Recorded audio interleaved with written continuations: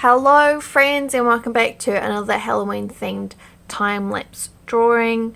So basically, you know, in movies and TV shows where you have a lineup of people who are, you know, you have to pick them out of a lineup and whatever. I actually haven't seen that trope in a film in a long time. I guess it's like pretty outdated.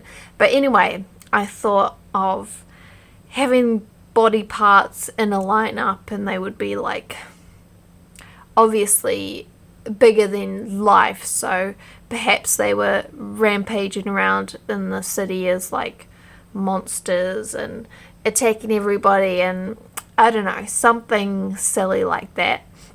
So anyway, I was a little bit unsure about what medium I would use to create the drawing, because like I said in the previous video, I have had difficulties making the fine liners work in a way that doesn't look like there's too much of an absence of colour. But I think this drawing had like enough blank space, like the wall is white and then you have lines going across, and then the fingers and tooth and toe and eyeball, there's like a concentration of colour there, so doing really tight hatching and then some lines to give definition and a bit of character. That's the approach that I went for with this one, and then I will end up in the end doing a border, which is just to cut off the drawing, because I don't want it to be the whole page, because then it would be drowned out by the white paper. So to do this, you know, little scene that's lined with a bit of a border is something that I haven't really tried before, but I think it looked really good in the end, and obviously you guys would see that.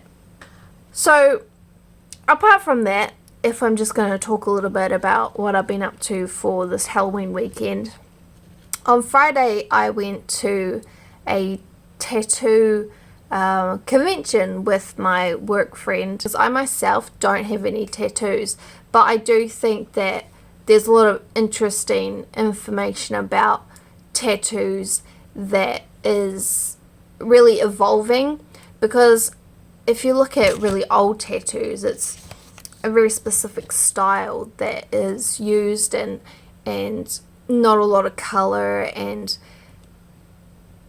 there's been, I guess, a revolution in the way that tattoos are done, where you have people who are specializing in miniature tattoos, you know, micro tattoos, and then you have people who really work on really detailed tattoos, like you're talking facial expressions and all sorts of different, like stippling and just really focusing on hyper detailed work.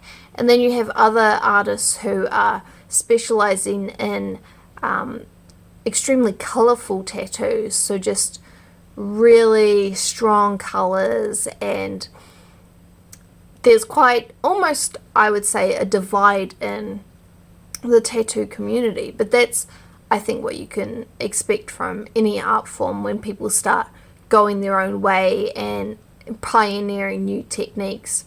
So I have read a little bit about different tattoo styles and kind of the arguments that go on in the community, because you have people who do use a lot of color, but over time tattoo ink, it bleeds and it fades, and that doesn't have to be a bad thing, you know. Everybody knows that when you get a tattoo over time, it's going to look different.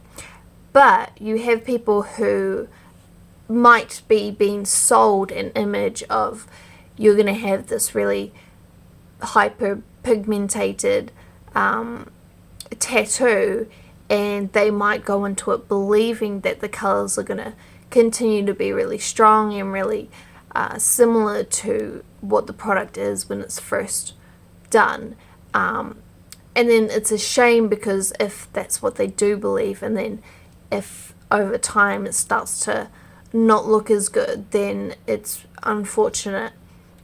But obviously not every tattoo artist is misleading people in that way. Some of them, you know, will say, like, if you want it to continue looking this good, you know, you have to get it retouched.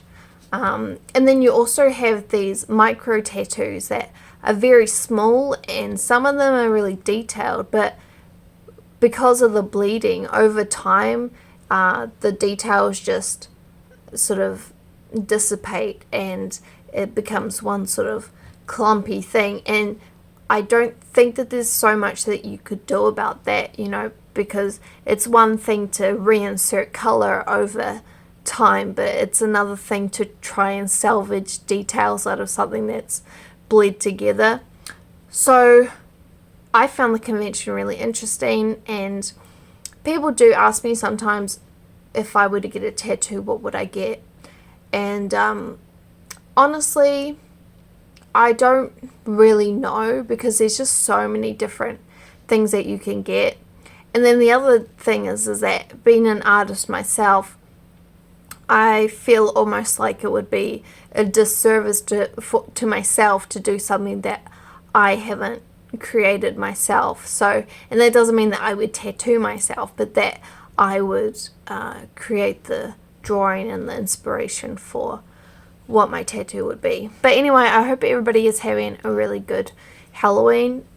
I've talked too much now. As you can see, I'm like the devil, Antichrist, or whatever. But yeah, give this video a thumbs up, leave a comment, and I will see you guys all again soon. Thank you for joining me. Hey door.